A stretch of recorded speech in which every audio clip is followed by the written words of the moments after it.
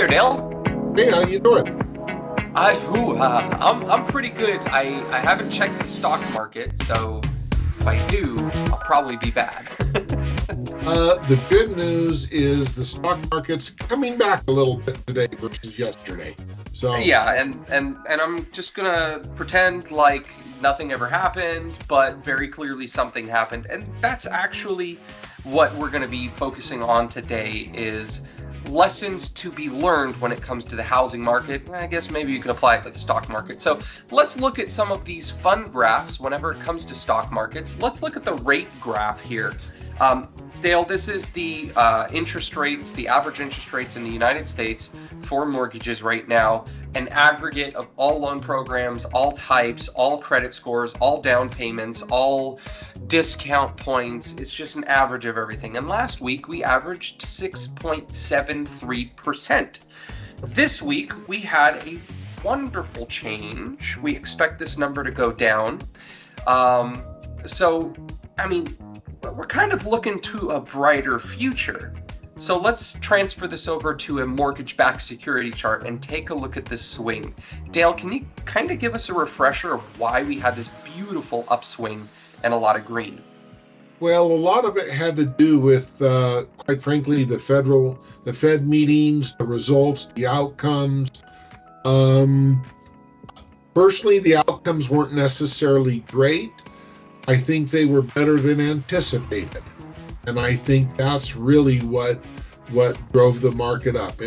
In all these financial data and terms, it's a confidence game. And I don't mean that in a negative way, right?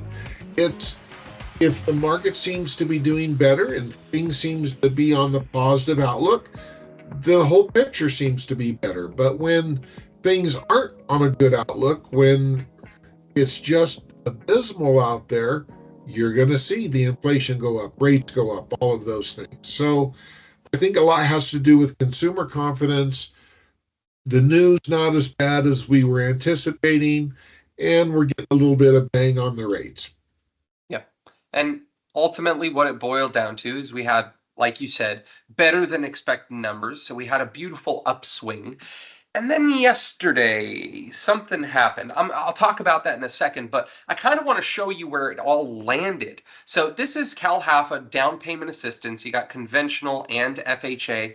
Take a look at that FHA, 5.75%. Dale, how long has it been since we've seen interest rates below 6 for a 30-year? It's been quite some time. It really has. I want to say a couple of years anyway.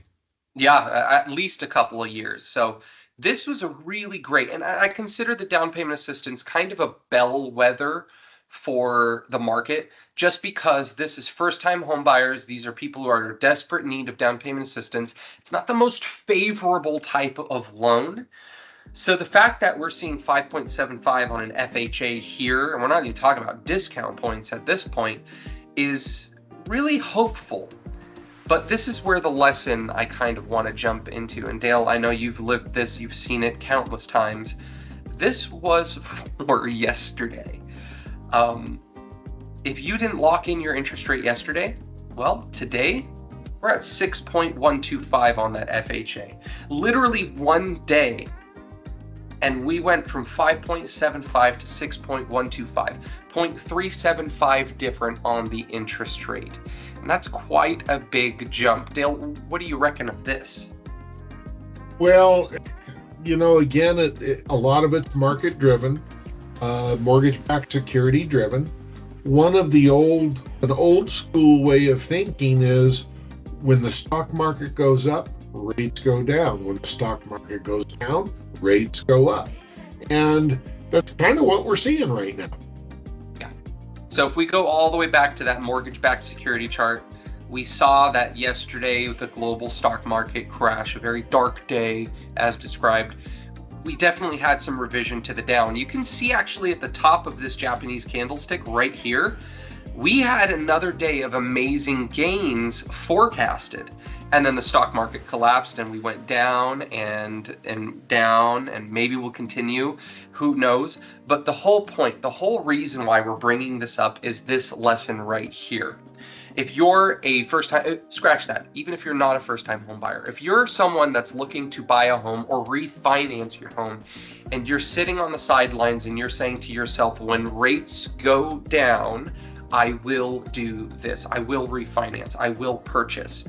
Not a problem to do that. We encourage it, especially in markets kind of like this. But if you're not pre-approved and ready to act, it takes one day to go from 5.75 to 6.125. So that's a huge difference. And that's ultimately where the lesson is. If you're in the housing market and you're ready for these rates and you're finally getting excited, it's time to apply. An application is not a commitment to buying a house today. It is just being ready to make that commitment.